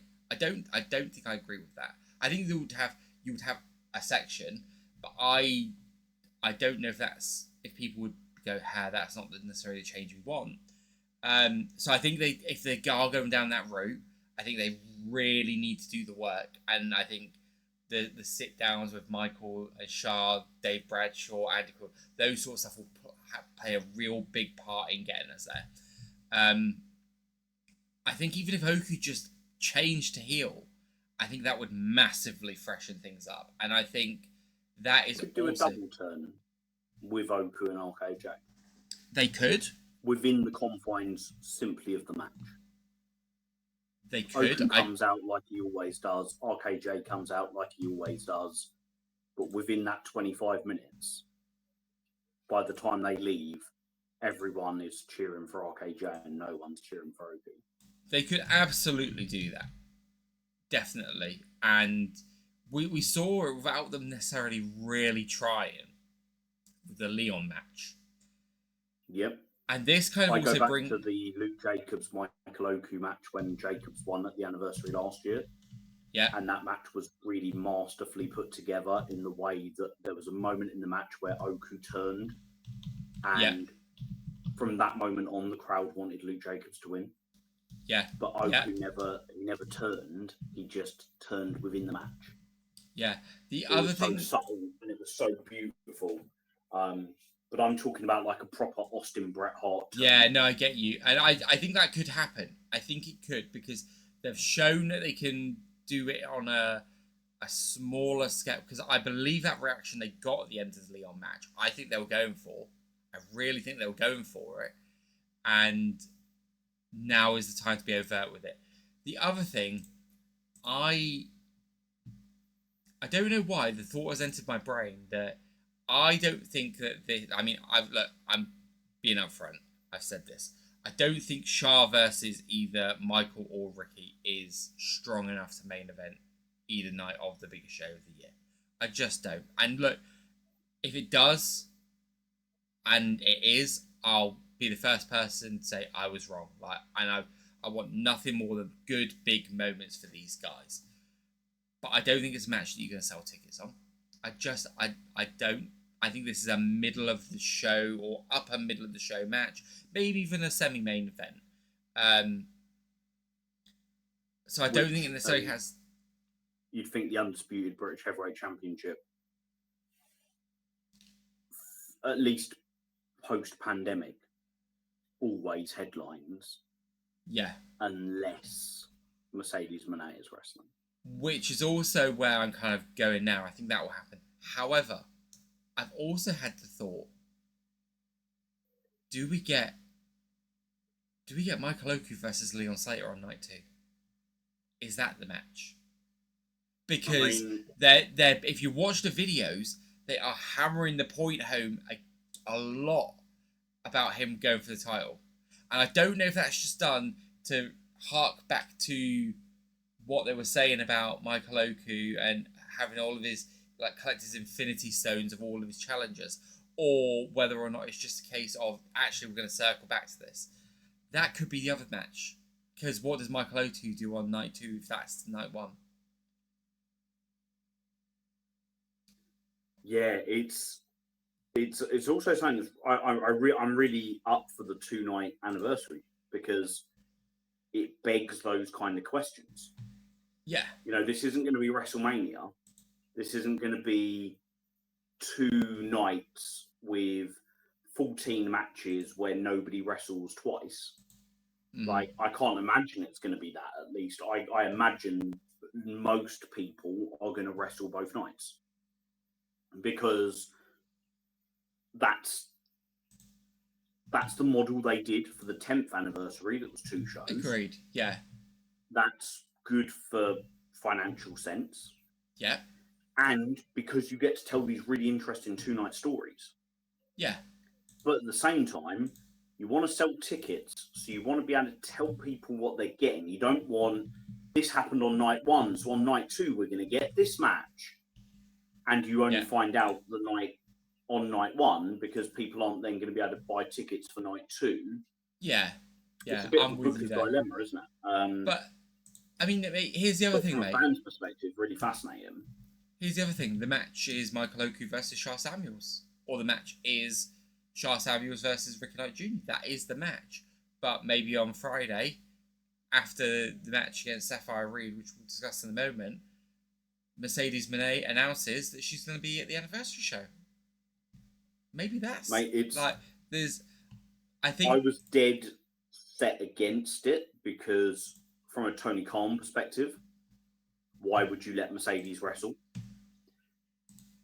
But the woman just seems to do whatever the fuck she wants. Yeah. She's wrestling in Poland on Sunday. I know, I saw, against Diana Strong. Fucking in Poland. Yeah. Yeah. I'm not being funny, and no disrespect to Poland or the Polish wrestling scene, but I've never heard of a Polish wrestling scene. Yeah.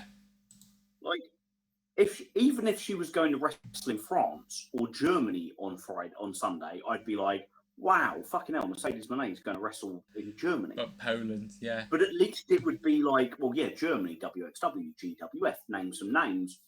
Poland? Yeah. Just, anyone that doubts this woman and her motives and what she is doing for the sport of professional wrestling. 100%, yeah. I just don't think they understand the big picture. No, I don't think they do. And she's just, what she is doing is unbelievable. And for someone who is getting very little out of it. Yeah, I think because having all those belts on her shoulder gets her more flack than anything else. 100%. There's this. It's not like, oh wow, she must be a massive star. She's got all those belts. She only needs to have an AEW belt, or she's a massive star because she's WWE. She's Sasha Banks. Yeah, yeah. That stardom has been reached and never will be debated. Yeah. Her going to wrestle for independent promotions and winning their belt just benefits those promotions and those wrestlers. Yeah, absolutely. Safire Reed is about to have the most important Friday night of her life. Yeah, yeah, and I also think as well I get what you're saying from a Tony Khan perspective. I think it's a bold strategy if Andy has signed off on Mercedes becoming Rev Pro champion, keeping the belt on her until this period of time, and she is not at the anniversary. I think that is a strategy that will risk a backlash. And you know what? I would say rightly so, because I think it's a reasonable expectation that your main champions appear on your main show. Right? So I think anyone buying those tickets, begs the question then. Do you believe Mercedes Mone wins on Friday then? Yes, I do. I don't see... Is there any part of you that doubts that? No. And I think there's two reasons for it. I always felt, and that, so we've had this conversation, right, about what we saw Mercedes' run being. And I think you always said you felt it was like a high stakes match, then an anniversary show. Right? And I think you said losing to Kanji at the anniversary. I've always said I felt a match in the middle of there somewhere. And I think my feeling was, I said at Time Pros, something like Safire Reed, Lizzie Evo, someone like that. Yeah, right? You were the one that called Safire a long time ago. That middle sort of even match. Even when I between you and I don't think I ever said it on air, but between you and I'd said that I believed that Safire was maybe not yet at that level to be a Mercedes challenger. Yeah. In the sense that my presumption was that Mercedes would only get the most experienced. Yeah, and I understand. Yeah, Safire's not good enough. Safire's phenomenal. No. I get what you're saying. In terms of the wrestlers that have been wrestling for a very long time, I thought it was more likely she'd get a Nina Samuels than a Safire Reed, for example. Yeah, and look, Simply that could have been experience and protecting the asset. Yeah, and we don't know what impact Nina's injury has had on this, right? Because for all we know, she could have been the one that was geared up for this match, right? And look, whoever it's turned out to be, I'm happy for. But I always felt it'd be someone of that stature who would get the middle match. Yeah. And I think if Safire wins on Friday, it would be very popular. Oh, I do. I don't think it'd be unpopular at all. I think I would be gutted for not. I'm already gutted for not being there to see it. I think I'm gutted not to see it happen. I don't think it will. I'm with you. I think Mercedes wins. I tell you why. Because I was convinced that the story was that Alex was taking the title from Mercedes. Right? Not happening now. Right? It's just not. Because Alex Wins has gone to AEW. Now, could she come back and do something? Yes, of course she could. But she's already done her leaving match in Eve and made quite a big moment of that. Like, do you then just come out straight? Leaving match in Eve, right? Yeah. So she did her leaving match in Eve. That? Did they market it as her last match? I think they might have. I think they basically said. I think they said after the fact that it was her last match because she was all elite. So they didn't market it, but she said that Eve was her home. All of that sort of stuff, right? And you kind of go. It feels like it was shit on Eve a little bit to not have it. And look, Eve are also running their show the same night as Rev Pro. Yeah, very interesting that. And if Alex Windsor does turn up at one of these shows for something, I think it's Eve she goes to. And fair play, like that. You'd expect so, right? Yeah, it feels very, very odd to me that a show that is Will Ospreay backed is going directly up against Rev Pro, which is his home. But that's just how the cards have fallen. The other thing, mate, is that I felt that Alex was going to take it because this is where you and I disagreed.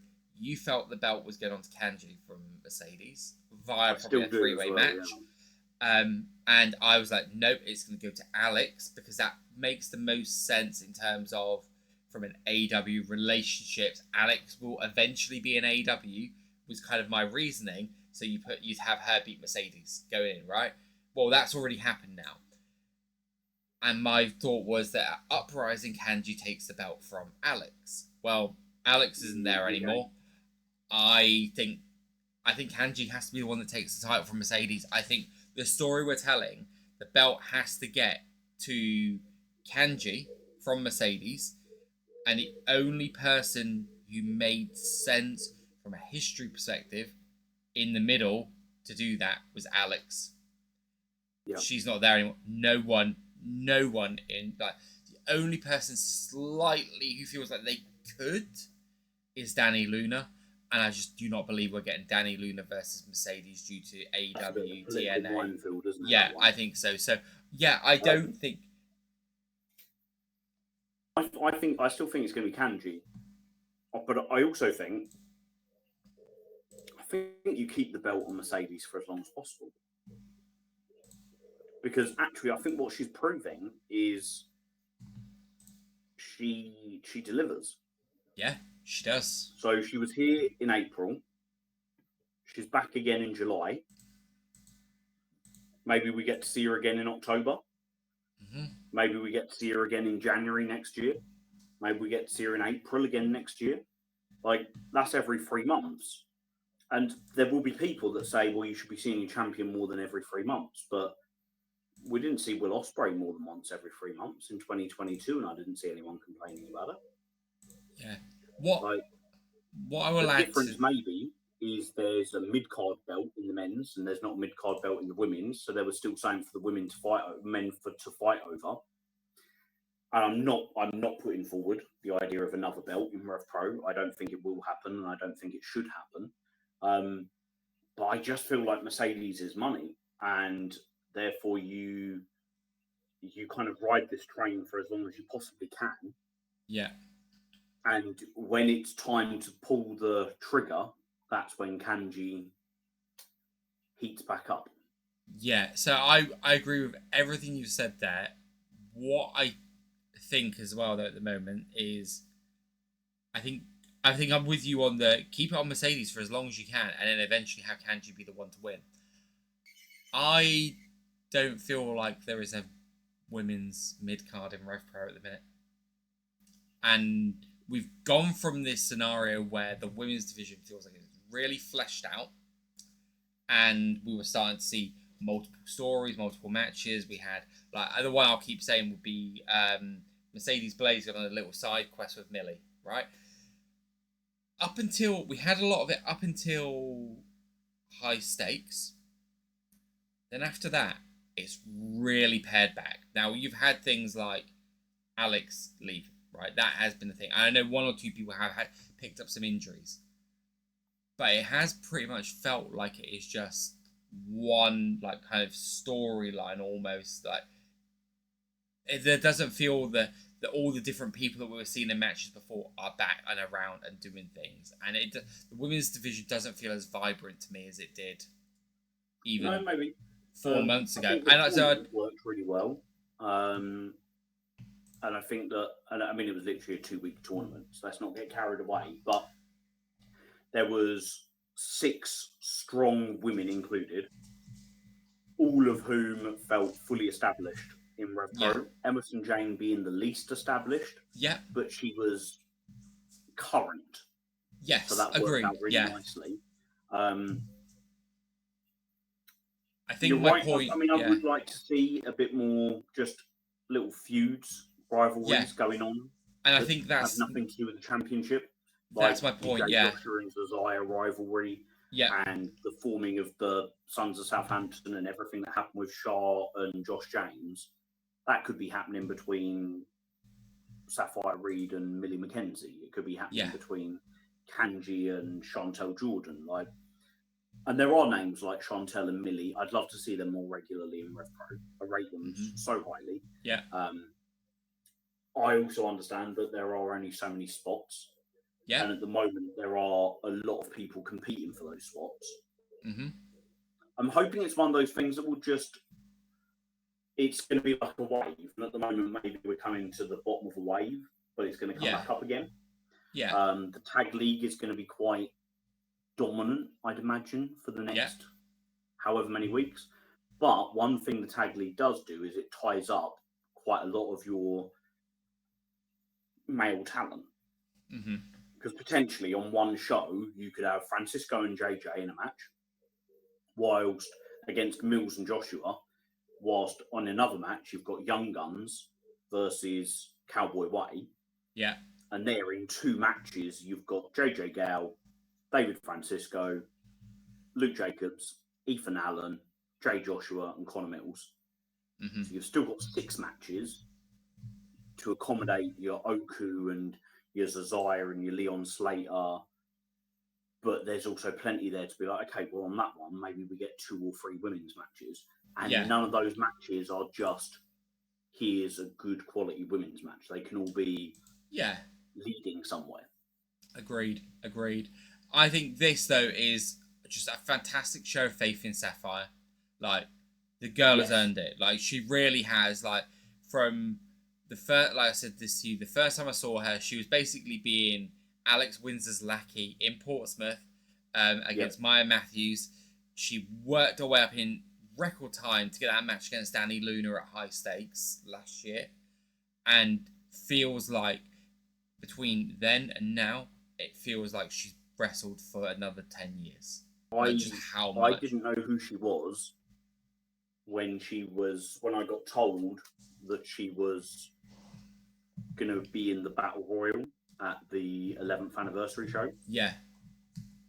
So I write the programs for the anniversary shows, and I get little snippets from the wrestlers, like any words that they want to say, and I put them in. So I literally messaged Safire Reed being like, "Hi, I'm Dave. I'm putting the program together. Anything you'd like to say, or anything you'd like me to like put over that maybe I don't know?" And I literally, her and Alexis Falcon, I didn't know anything about them when I was messaging. Yeah.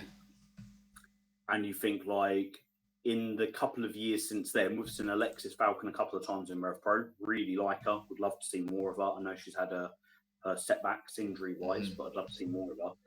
But Safire, I must have seen Safire Reed live 30-odd times now. Yeah. Just in those couple of years. And we've seen her, like, grow physically and, like, kind of in every way. Like, we've seen her grow kind of in confidence. We've seen her grow in, like, the maturity of her performance. We've seen her grow in the kind of the details, the understanding, the selling, the psychology, like literally all parts of professional wrestling. Yeah. We've seen that. And there are people that will be sitting there listening to this being like, yeah, but I've been on that journey for like an extra 3 years than you. Because I did watch her when she was 17. Yeah. Like, so someone, I think it was North Wrestling, put out a tweet this week saying the beauty of professional wrestling is when Leon Slater wins the TNA X Division Championship in front of thousands of people. And there are thousands of people who feel genuine pride because they're that invested in the lad, because they've been there on his journey. And that's what we get with Safire. Yeah. Yeah, I should be proudly wearing my Radioactive t-shirt. Yeah, they look. Well, as soon as I'm done at the gig, I'm hoping that I can just manage to sneak it back on the live just enough, or if not, as the show's going on, I'm seated. Maybe I'll just be seated with my phone and just watch what's going on at the same time. No, it's look, whatever happens, I think that this leads into a tag match, Hyperactive versus Lizzie and Nina at the anniversary show. That's where I think this is going. I like that. Another featured match. But yeah, just genuinely happy to see her in such a prominent position. Yep, absolutely. Yeah. So hell of a talent who deserves it. The rundown then: Sons of Southampton, both of us picked. Young Guns, both of us are picked. TK, both of us are picked. Shah, both of us are picked. Los Tranquilos, both of us are picked. Split on Robbie and Mortos. We both picked Oku, didn't we? I don't think we actually confirmed. I don't think we did. No. I'm picking Michael Oku. Yeah, me too. Okay, and then Mercedes Mone versus Safire Reed. We're both picking Mercedes. So the winner will be our Jeopardy comes from the banger match. Of Mortos versus Robbie X. Excellent. Right. Well, we'll look forward to that. Yeah, I'm really looking forward to this show, mate. Yeah, me too, bud. Me too. We will find a way to do a review. Yes, we will find a way to do a review. I will be sunning it up on a beach as of Monday through to next week. Well, maybe we could do one on Saturday. Maybe we can see what we can do at the weekend, because I feel like this is going to be a show. Yeah, maybe we could. It feels like too big a show to not have. It really does, mate. Yeah. Is there a show? Yes, there's a 229, isn't there? There is a 229, mate. The following Sunday. So there is. Yeah, we'll find a way. We'll find a way. But you know what? Until then, Dave. Otherwise, if we're doing a podcast and you're sitting there and I'm sitting on a beach, then so be it. Absolutely, mate. Maybe that's the way we do it. Right. Catch you later, bud. See you later, mate.